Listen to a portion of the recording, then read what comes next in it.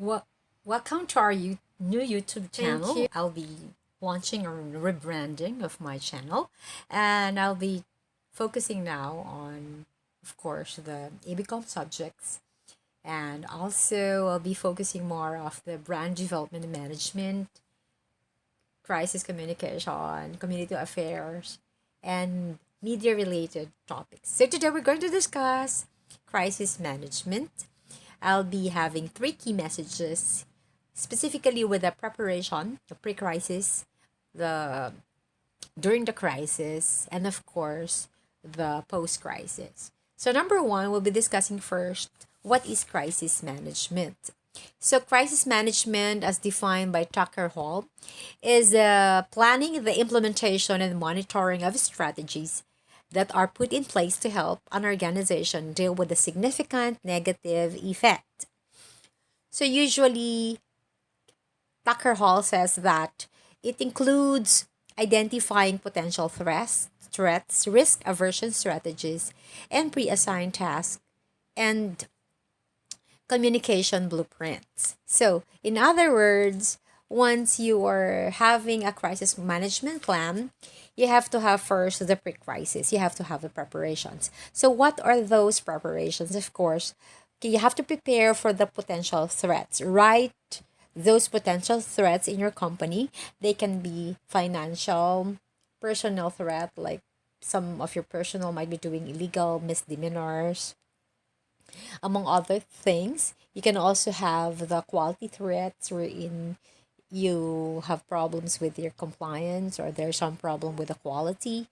So you can also have the external forces, like you'll have the catastrophe, the pandemic, the terrorism. You also have to list down those potential threats.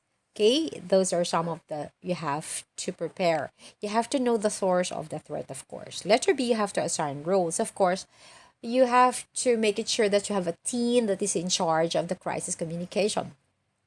You have to make it sure that usually it's the CEO and the heads of the different departments, the corporate com, of course, and the PR people, the PR managers. They have to pull your people, and you have to already assign tasks or roles ahead of time.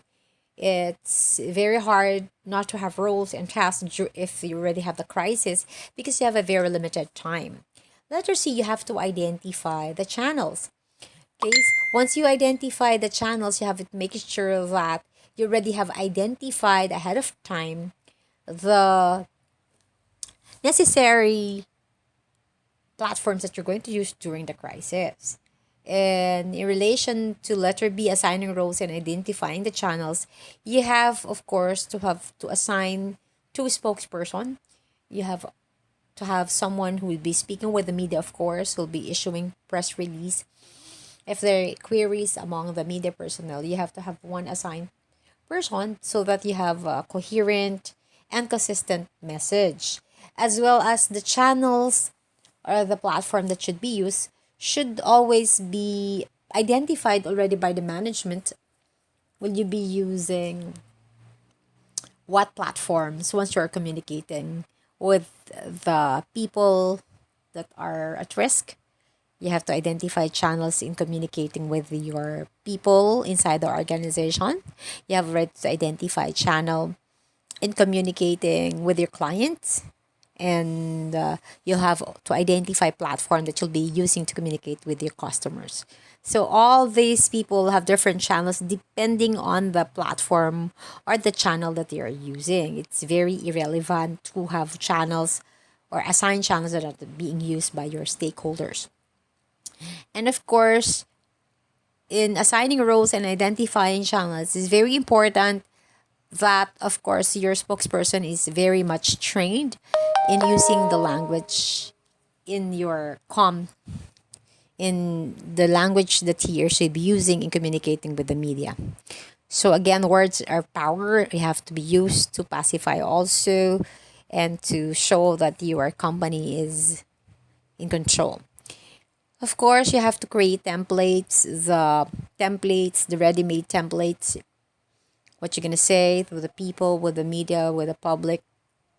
You already have templates, and of course, in this template, you also have also the contact persons and the procedures that you're gonna follow once a crisis is there. So the templates are very important. You just have to have less signatories as much as possible so that it's easy to implement during the crisis. Next one is you using number two is using crisis response tools. Letter A, you have to issue alerts. So you should have a code with your employees on alerts. They should be notified on important matters, or if there already is a crisis in your company. You can use alerts, whether it's Office 365, whether it's SMS, whether it's social media, or GC. You have your Facebook Messenger GC. Then you have to issue alerts, and they know that you are already issuing alerts. That means they have to work together with you in handling the crisis. Letter B is sharing updates. You have to have an internet or a separate website wherein you can share updates, what's happening, and if there are questions, you have to have platforms wherein you should be able to address the updates, and you should be able to address the questions. Also, most experts advise for you to have separate websites for the questions and for the people who are at risk. So the important thing is the communication is timely, relevant, and of course, it should always be transparent. And letter C, you have to collect feedback. It's very important that you, as in managers, you're in control, and of course, you have to make it sure that your people are okay, are doing well, and they're fine. And if not, you have to make a way for them to lessen the anxiousness and to help them get back on their feet. And of course, you have to help them answer the questions of your clients and your customers and the people at risk. And it's very important that you'll be collectively helping each other addressing the crisis. Number three is you have the internal crisis calm tips. Once you have the tone and the positivity whenever you're communicating with your people, make it sure that you're very positive and you're very much in control. Letter B is you have to decentralize, trust your people, trust other people to help you, make it sure that everybody is trained, is doing the well in addressing the crisis. And of course, you have to keep your channels open. You have to make it sure that the communication are open, that there's no question and answered. And of course, if there are rumors and if there are misinformation in the social media, among other platforms, you have to address them. You can send these people spreading rumors a private message so that you can talk with them and tell them the truth. In terms of post-crisis management, post-crisis should be evaluated. Your response to the crisis should be evaluated so that in the future, if another crisis or crisis attack, then you'll have a better plan for that. Of course, you cannot prepare always for the crisis, but more or less, if you're good on evaluating what have we done correctly, how can we improve this one better, what are the areas we're not able to see, what are the templates we're not ready, what are the feedback of our people.